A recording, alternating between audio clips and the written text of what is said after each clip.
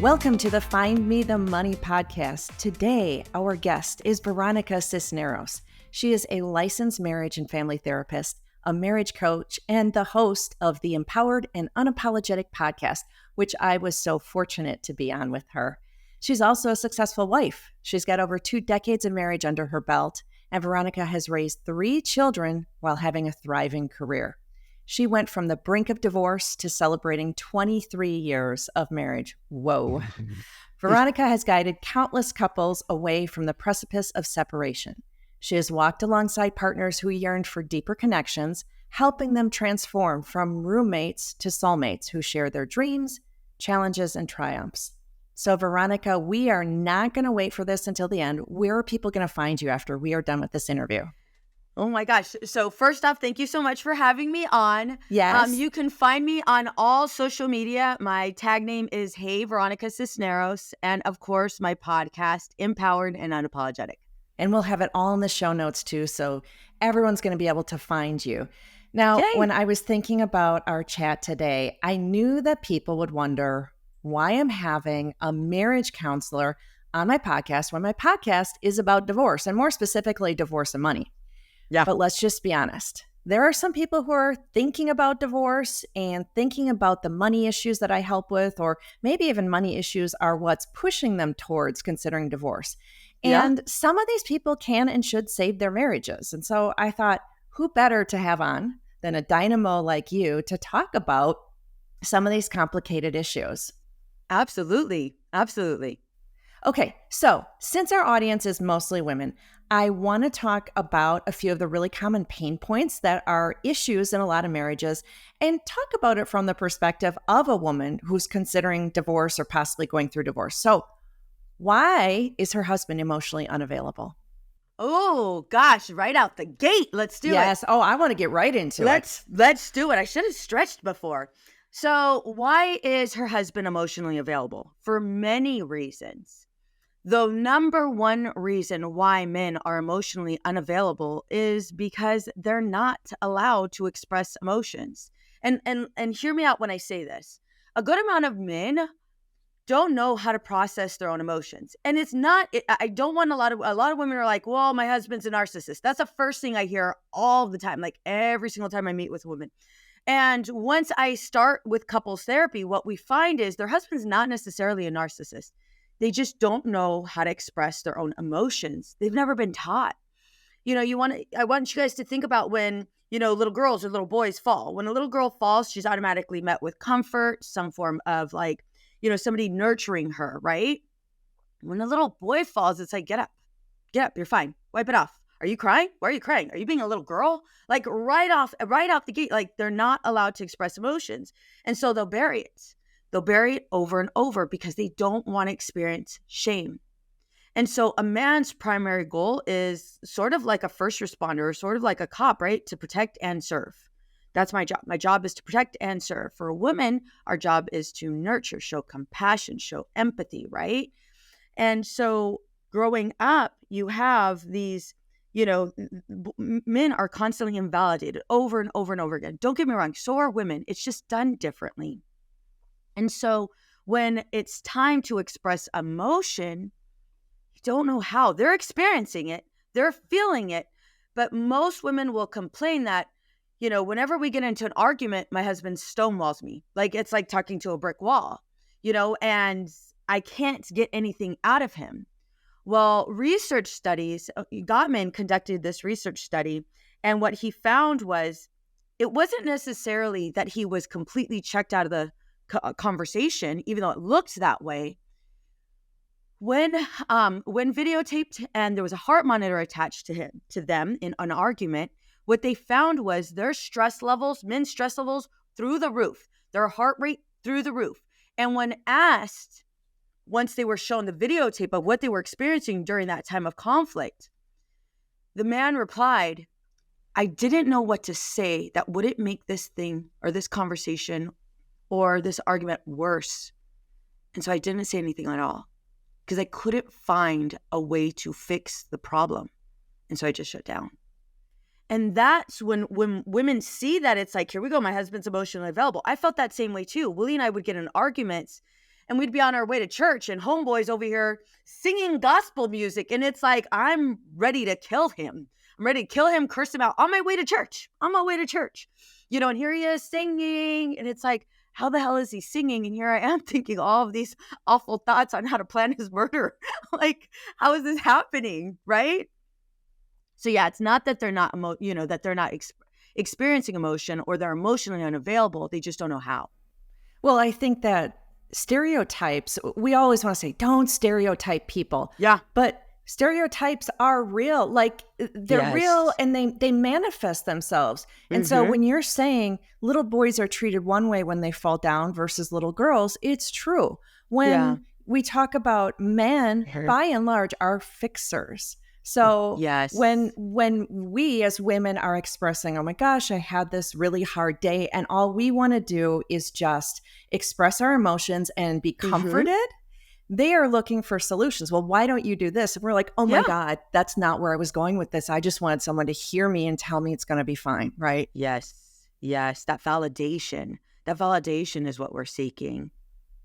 Well, so if we have these different perspectives that we come from as men and women, how can we get our husbands to be on the same page with us and maybe even like support our goals and dreams?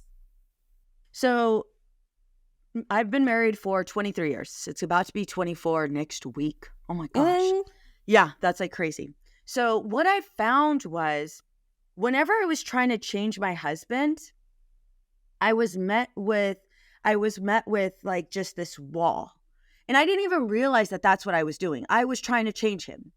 Once I started to accept him for who he is and who he's not, which I could hear women cringe right now, especially if they're on their if they're listening to your podcast.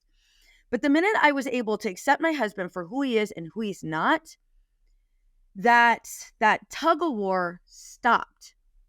And let me go ahead and take it even deeper. What I was attempting to do is I wanted my husband to understand me and appreciate me.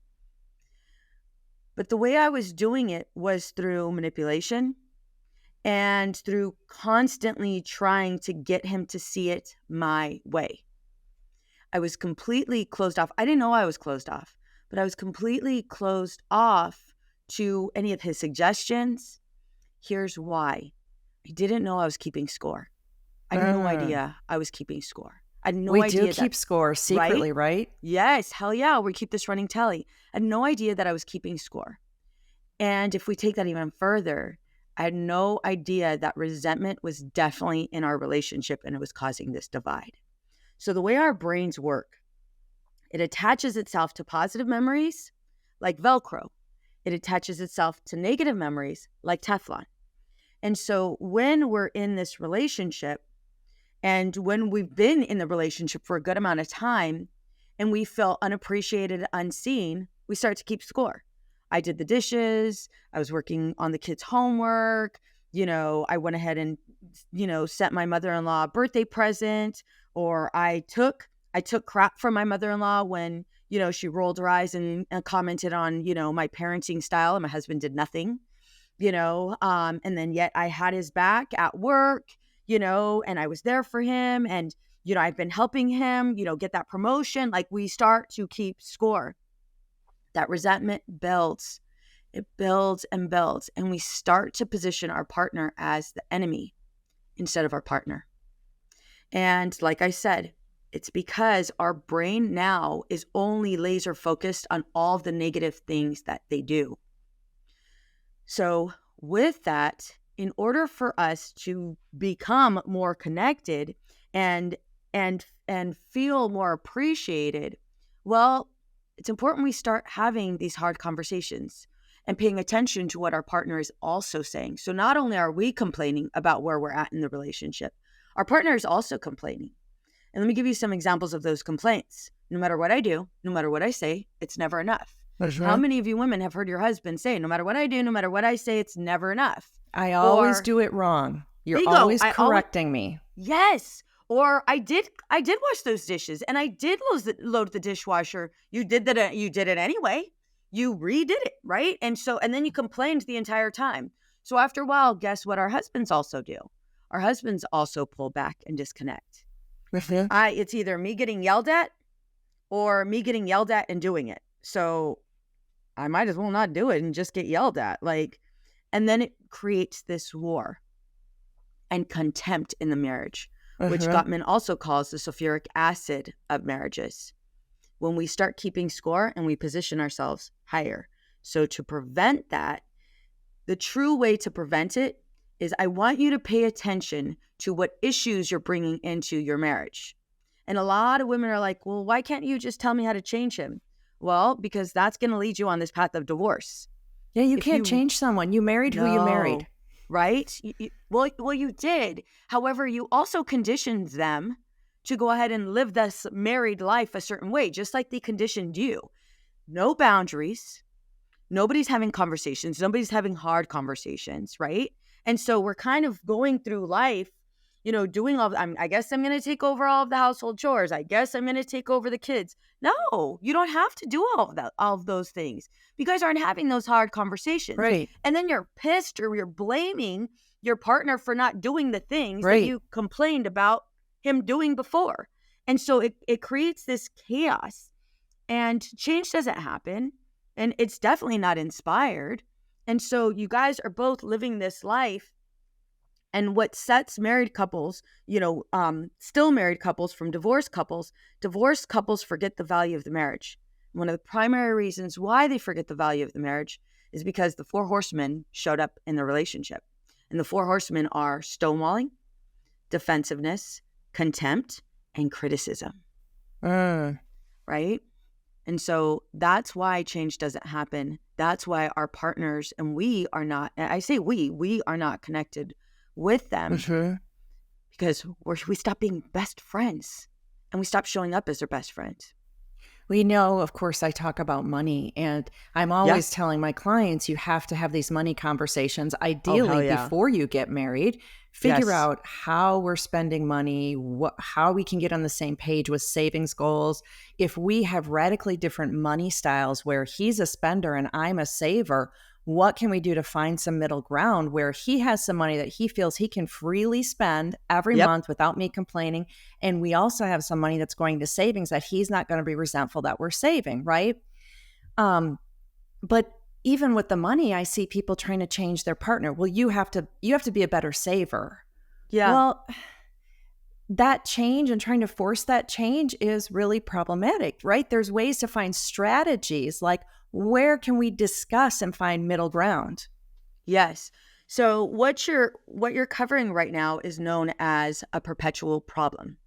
So in marriages, in relationships, 69% of couples problems are what Gottman calls perpetual. Perpetual, by definition, you're going to constantly have them and you're not going to resolve them. 31% of couples problems are solvable. Those ones you can solve. Money issues are oftentimes perpetual. You're not going to solve them. So what ends up happening, the example you just gave, one's a saver, one's a spender. What ends up happening, what I see with couples that I work with, is they get stuck in what's called gridlock. They keep on arguing over the same thing over and over, and they don't make any headway. One or both are very, very strong in their stance, very opinionated, very, very triggered, right? Here's why. I want you to think about what were the rules in your household when you were a kid. Who was the spender? Who was the saver? What issues would happen or would come up and would impact your parents' marriage? And how did you watch that play out? Right? And so that is triggering you. And so when your husband starts spending or is crazy, crazy tight with his money, what ends up happening for us is this trauma response. This isn't safe. I need to get out of this. We need to do something different. He's saving all the money because he's hiding it and he's going to leave. Because that's exactly what happened with my dad and my mom. And we never get to do anything fun with our money because all he cares about is, can we retire someday? So we never get to go on a trip. Yeah, bingo. And that's exactly what's going to happen in my marriage. So all of a sudden we get all riled up and we'll get into this defensiveness. We'll get into criticism. We'll get into, well, wait a minute, look at the kids want to go to Disneyland, but we can't because you're tight ass, and there's that contempt. We're positioning ourselves higher than our partner. But all of these four horsemen play out in the relationship, which is a very telltale sign of, it's one of these, or it's definitely a predictor of divorce. You are on that path towards divorce. Don't even know it. Why are you on that path? Because you have this past unhealed pain. You haven't resolved, and it's triggering you like crazy. And so what I teach my couples when they get stuck in these gridlock situations is being able to identify which problems in your marriage are perpetual, which problems in your marriage are solvable. And a lot of couples get stuck with, well, it's totally solvable to me. Well, yeah, it's totally solvable to you, but not your partner, which still makes this problem perpetual. So being able to identify what past trauma is this triggering for you? Because now what's happening is it's you against them. But the reality is it has nothing to do with your partner. It really doesn't. It has everything to do with what you witnessed as a kid and what you haven't processed or healed. So if there are these issues that are never solvable, it seems to me though, but there's strategies to make it so that it's something that we can both live with, right? Yes. So being able to identify what is your partner's dream goal here. So let's say for let's use the example for the one that wants to go ahead and take the kids to Disneyland. The woman that wants to be able to take, some vacations, not necessarily go crazy on shopping sprees, but just wants to get the hell out of the house, right? And she's married to the husband who's this like constant saver, every single penny he saves and he's thinking of every way to budget. So for that couple, what I would do with them is help them identify what is their ultimate dream here. What do they really, really want? And provide them this space where they're able to communicate it. So what we're doing is we're asking questions like, what is your ideal dream? What is your ideal dream? And with this dream, how does it trigger your past? What stories come up for you? So when you think about that last argument you had with your partner, let's go ahead and play back the tape. When you first got triggered, when do you remember feeling that same feeling when you were a kid? And oftentimes it's like my dad, my mom and dad got into this argument. We were on our way to Disneyland. And I'm speaking from like truth. This is what happened to us, to me. We were on our way to Disneyland, and my mom had saved up money to go out and go to Disneyland, and my dad was an alcoholic, and he was a heroin addict. And so it's like we're on our way to Disneyland, and I'm watching my parents. My mom's quiet. All of the kids are quiet because we knew if we said anything, we would turn back. We would make a U-turn. So we're on our way. Everybody's excited. And then my dad mentioned something, and then my mom is triggered. And it's like, we're not going to Disneyland. We're not going to Disneyland. This is it. We're not going to Disneyland. So for me, whenever Willie and I would have these conversations, it was like, we're not going to Disneyland. And that's where it would take me. And with my couples, obviously I give them my personal example because it's always good to feel like normal, like other people go through this. But what we find is once they start to play back that tape, and once they identify when this triggered them and how it triggered them, then their partner's able to ask them, what can I do to support? What do you need? Why is this dream so important to you? Right? Then we're able to develop a deeper understanding of why maybe one's the spender and why the other's the saver. It's not that they're against each other. And so through these conversations, it is a strategy. It is a skill. Through these conversations, I'm able to help the couple look at it from a different lens, join each other's world so they're not personalizing this, because that's where a lot of couples get in this hiccup, right? Because they're personalizing it. I'm not a marriage counselor, but I tend to think that people come from a really good place. And your husband being the tightwad saver isn't trying to punish you. No. He's doing for the good of the family. He thinks it's in the family's best interest that we save as much as possible. Just like you're not trying to be neglectful or wasteful by wanting to go to Disney. You're wanting your family to enjoy some of the fruits of your labor now. Yeah. You both are doing it from a good place. you just have different ideals right now. 1,000%. And being able to identify and ask, being able to ask your partner, what's your biggest fear? What is your fear? And the minute the beautiful thing is I get to witness this. So the minute we get to the fear component, it's like, if I lose my job, like my dad lost his job, I don't want to put you or the kids at risk. Mm-hmm. And I am working my ass off to make sure that never happens. However, it scares me when you spend money because I actually witnessed my family fall apart, my parents get a divorce or whatever happened because my dad wasn't able to provide that security for the family. I don't want to be that to you because I love you so much. And I love the kids and I would do anything for you guys. And then, both couples are able to have, again, this uncomfortable conversation, not personalize it. Their guards are down and they're able to now witness, wait a minute, their past has traumatized them so much that they're now going into protective mode. This entire time, I thought he was against me. But he was actually for me. Yeah. We could talk for hours about Right? this. I want to, Totally. as we're wrapping up, I want to bring it around to something a little bit more positive about how we can inspire some change and set some intentional time to grow together as a couple. So the first place I want you to go is I want you to ask yourself this question. When did you stop being your partner's best friend? When did you stop showing up? When did you stop supporting, connecting, showing love? I could easily say, let's go on dates, but let's go ahead and talk about why you're not going on dates. And I want you to really, really just grab a pen and paper and write this down. When did you stop being your partner's best friend? Right? We could easily blame. We're not going to do that right now because you know me, Tracy. I don't do Band-Aids.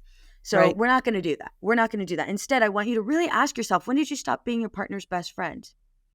And now we're going to go ahead and switch that mindset. I want you to list 5 things. Oh God, Veronica, 5 things? Yes. I want you to list 5 things because we're going to go ahead and switch that mindset. Remember I told you earlier, your brain attaches itself to negative memories like Velcro, positive memories like Teflon. We can go ahead and retrain the brain. And so I want you to list 5 things that your partner has done. Whether it was taking out the trash, whether it was replacing the toilet paper roll, whether it was, giving the kids a hug. It doesn't have to be anything crazy big. I want you to list 5 things that you were able to witness that your partner did. And of those 5 things, I want you to pick one thing and I want you to text your partner, thank you for fill in the blank. Thank you for filling up my gas. Thank you for working so hard. Thank you for loving our family. That's it. Nice. I love that. This has been so fun. I think so relatable to everyone in the audience. Right. So tell us again where everyone is going to find you. Absolutely. So you can find me on all social media platforms. Hey, Veronica Cisneros, my podcast, Empowered and Unapologetic. And I do have a freebie for your guests. Absolutely. It is called The 5 Things That Are Killing Your Marriage. It is a free guide. You can access it by going to veronicacisneros.org/guide. Again, that's veronicacisneros.org/guide. And we'll put that in the show notes too. Thank you so much for being here, Veronica. Absolutely. I love talking with you. Thank you so much, Tracy, for having me on. You are doing such an amazing job with our community. I appreciate you. Thank you.